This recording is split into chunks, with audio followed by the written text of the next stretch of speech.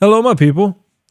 Welcome back to another episode of the Mike Faraci Show. Today, we're going to nerd out on some mortgage and real estate stuff, but we're really moving in the direction of content creation. So we're creating content as a mortgage and real estate promotional activity, marketing activity. This is all about brand building today. And I've been starting some new strategies as it pertains to brand building. Now, a little bit of background on me. For the last 10, 11, 12, 13 plus years, I've been a passionate photographer, which is why my video looks pretty good. I didn't get into the gear and using all this equipment because I like to make video. I actually had a lot of this stuff because I loved taking photographs and making beautiful stuff to print out and hang on walls. And obviously I have none of that behind me right now, but it does exist. It looks pretty good. And when those cameras started coming with more and more video functionality, I figured I'd flip the button over to that thing that looked like a camcorder and see what kind of a video I could put out. That's when I started doing educational stuff for the industry. It's when I started my own YouTube channel.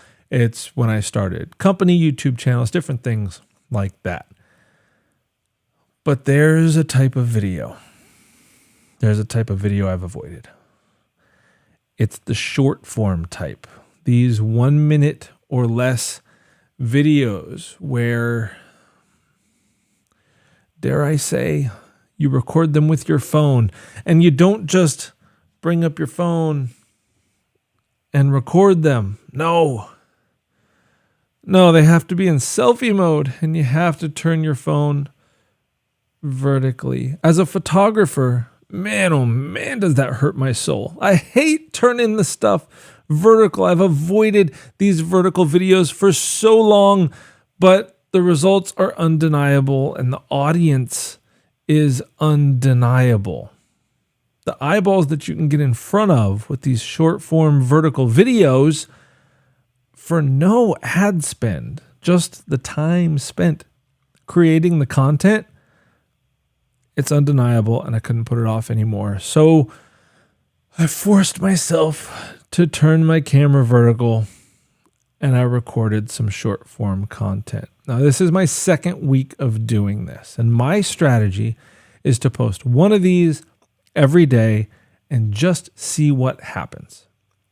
Let me give you an example of what I'm talking about. We're going to flip camera angles, and I'm going to bring one up on the screen right now. I'm going to shut the heck up and play this thing so you can, I'm talking to this camera now, so you can see what I've been doing, what I've been posting, and maybe it gives you an idea of something you can create for yourself. The most foolproof way to beat the real estate investing market is to be in the real estate investing market. It's to be a homeowner. A lot of people are holding off on their home purchases right now because they're worried that values are going to go down in the future. But that's a really short-term way of thinking. Think back to 2007 when values peaked, and then that was followed by the Great Recession and the big housing meltdown. What not a whole lot of people know is that it only took 6 years for home values to completely rebound and then some, and now they're up many multiples beyond that. So if you want to be in real estate investing, or you just want to be a homeowner, your money historically has been safe. And if you play the long game, values are going to go up. So all that's true. I did the research. It's 100% true. I actually went through a lot of that research on the last episode of this podcast. So if you haven't seen that, go back and watch it after you're done watching this one. For the people who are watching the video version of this, picture that window that you're seeing on the screen right now, obviously without the play bar and without the file name across the top. And that's kind of what it's going to look like. When I post them to Instagram, I'm adding a song. When I post them to TikTok, I'm adding a song. I'm also posting them to Twitter and Facebook most of the time. They're going to LinkedIn, and they're being uploaded to YouTube as a short. So let me get back over here real quick and get that off the screen.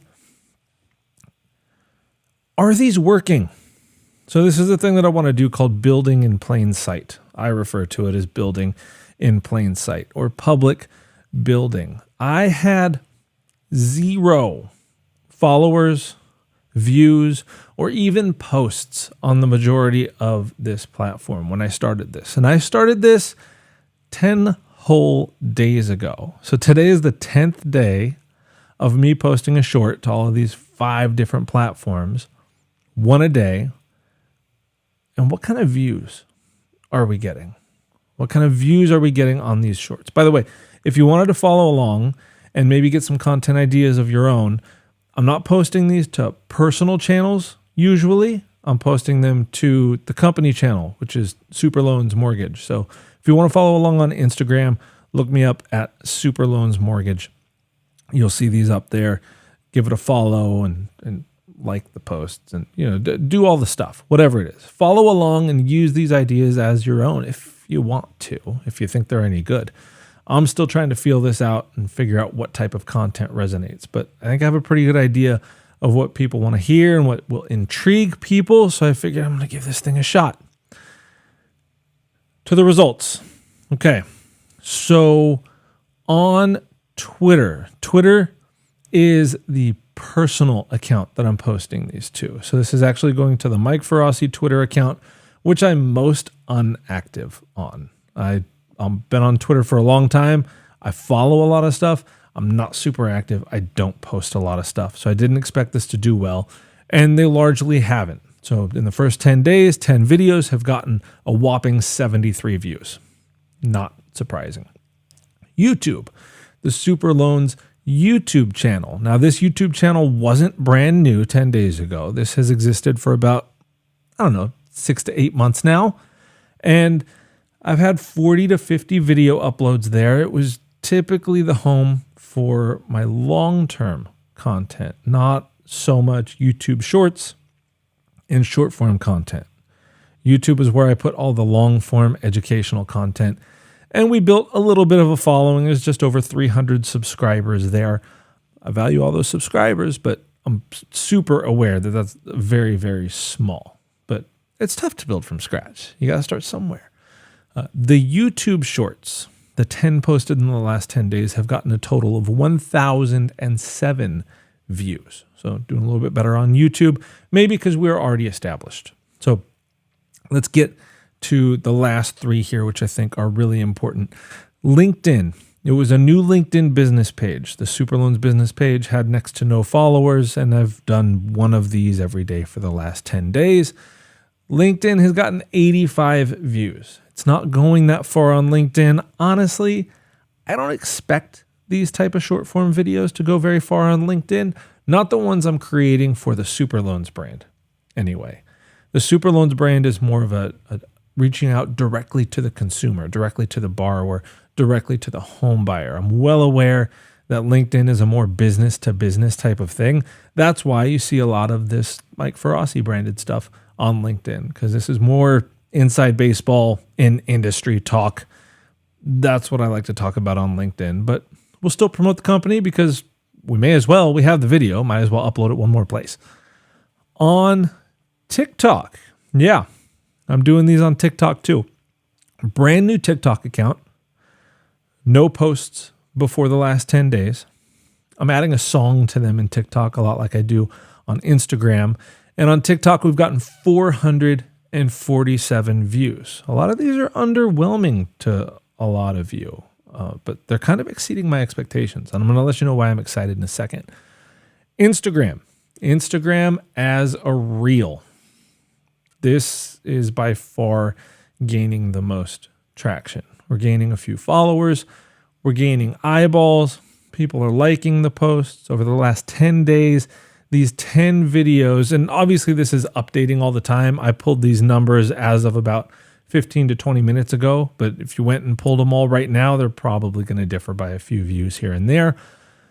But on Instagram in the last 10 days, and this is starting from 0, these 10 videos have gotten 2,769 views. It's pretty good. So total in all, over our 5 platforms, Twitter, YouTube, TikTok, Instagram, LinkedIn, we're looking at 4,381 views. Are some of those repeats? Sure, maybe. Are they hitting the same people every day? A lot of times, yeah, but they're gaining viewership, especially on Instagram. But at the end of the day, I'm looking at this and saying 4,381 views.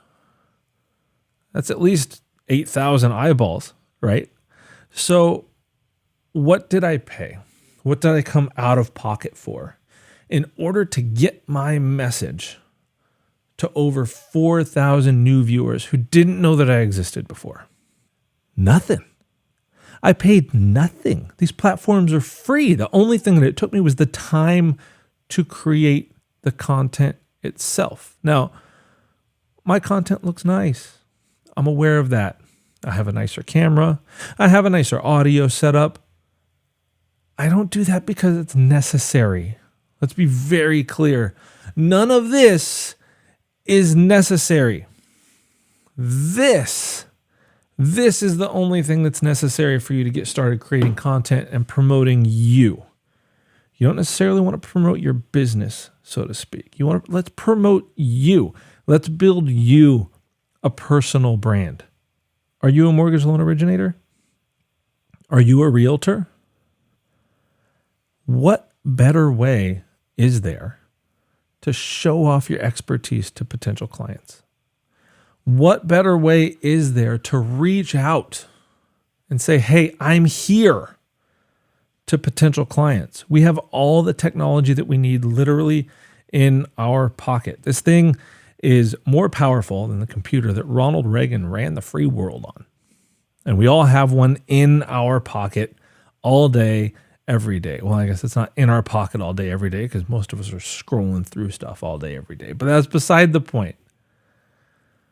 4,381 views on some short form content that I avoided like the plague until 10 days ago. And here's the exciting part.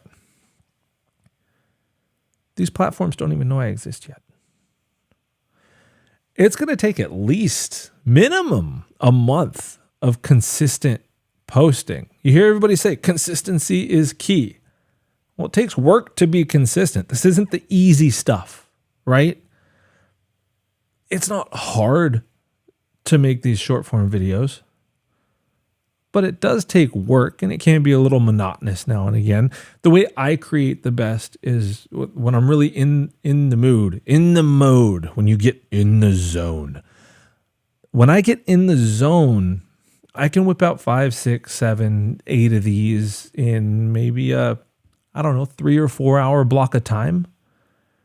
And that's turning the camera on its end, hitting record, getting all this booted up, recording a handful of ideas, and then getting them into the editing software so we can start putting captions on them, things like that. I think I created 6 or 7 the other day in about, 4 or 5 hours. Now, it shouldn't take you that long if you just want to do these for Instagram or if you just want to do these for TikTok. Personally, I use a program called Descript. I would highly recommend it for captioning. I pop every one of these shorts into Descript, and then I add the captions within that program, and then export the video with all those captions baked in.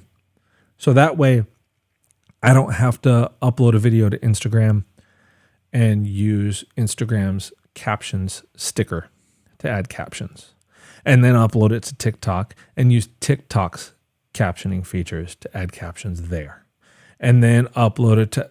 I don't want to do that. I just want to upload. I'm a Mac user. I have an iPhone. I have a MacBook Pro. After everything's done and exported from Descript and it has the captions right there on the screen, I airdrop it over on my phone. And that way, when my reminder goes off every day around noon to post your short form content, it's all in the phone and I can do it from wherever I am. So that way I'm not hampered, I'm not held back, I'm not tethered to a desk or anything like that, much like you probably don't want to be. I really want to try to reduce the barrier to entry on this stuff for you guys, because the numbers will come. The eyeballs will come. And with every one of these that you post, you're going to start gaining trust. But before we start talking about trust, there's a little bit of a new segment that I want to introduce called Hat of the Day. Ooh, I love hats. That's so silly, but I love hats. I really do. I wear them all the time, and lately you've been seeing them backwards, and I hate that. But at the end of the day, this space has lights up there.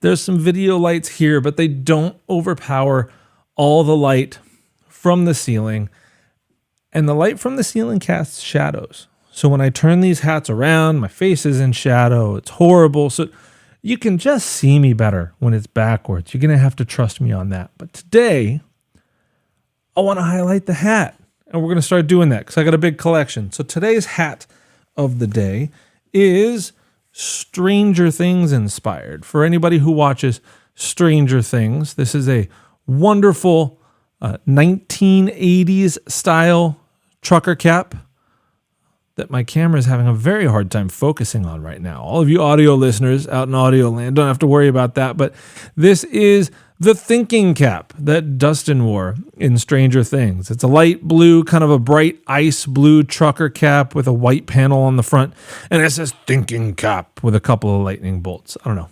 I like it. It's good. But if I put it on like that, you can see the shadows. You can see how you can't see my eyes really well. That's why we've been turning them backwards. But this gives me an excuse to show off my hats a little bit in case anybody's interested in what I'm wearing on my dome. Okay, back to trust. We were talking about how these videos can help you build trust. Have you ever picked up a client from social media posts?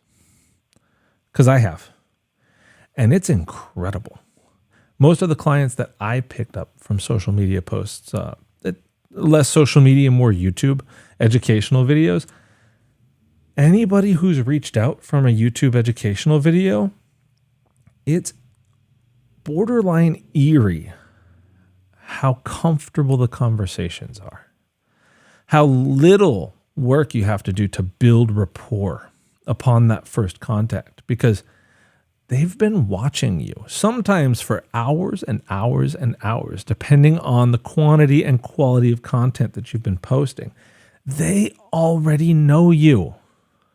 And they're calling you because they love the message that you're delivering and they trust you.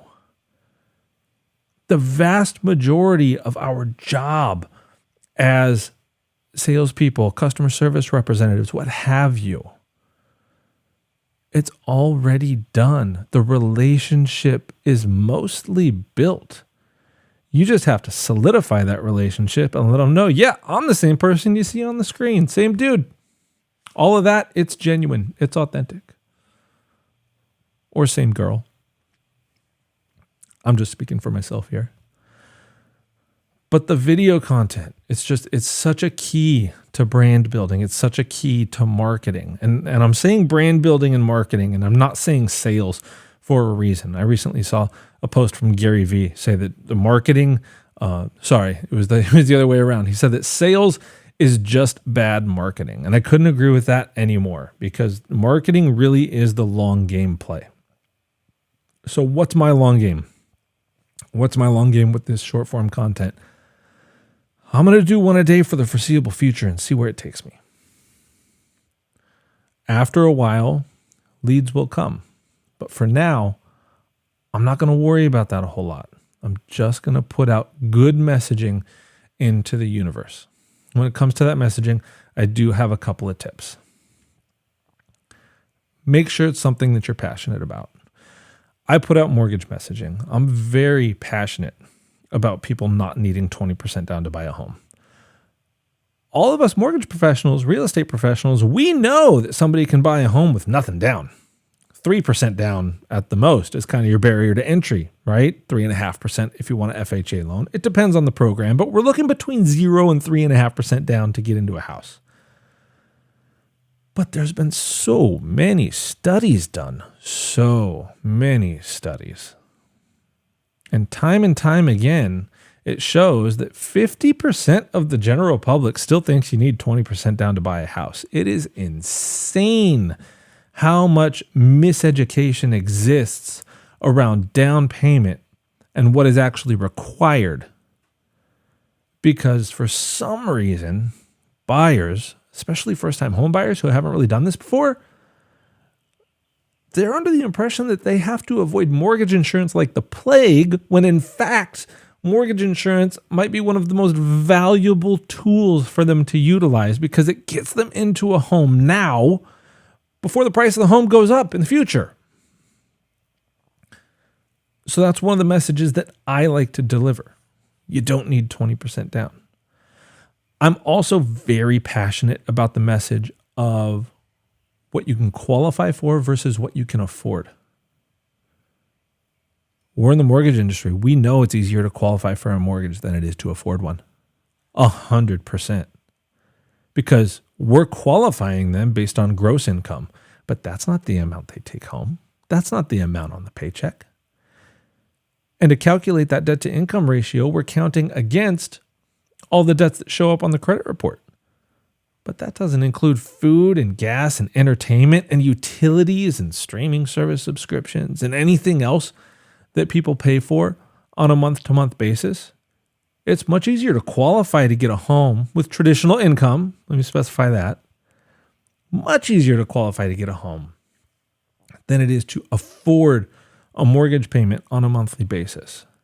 So I'm passionate about reminding people of that. I really want to remind people that just because your bank, just because your lender qualifies you for a certain mortgage amount doesn't mean that's what you can afford. And I like to empower buyers and empower borrowers to put together their own budget and be the boss and determine what they can afford on their own and set their own budget before they start house hunting or shopping for that refinance. If I ever have a brain fart and am just grasping for video ideas and can't think of anything, I'm just going to make another video about not needing 20% down. Or I'm just going to make another video about qualifying versus affordability. Or I'm just going to make another video about any of the topics that I'm the most passionate about. And I'm not going to feel bad about making repeat content and restating myself time and time and time again. Because the odds that the person watching that video is just going to be sick of your message is super, super, super low.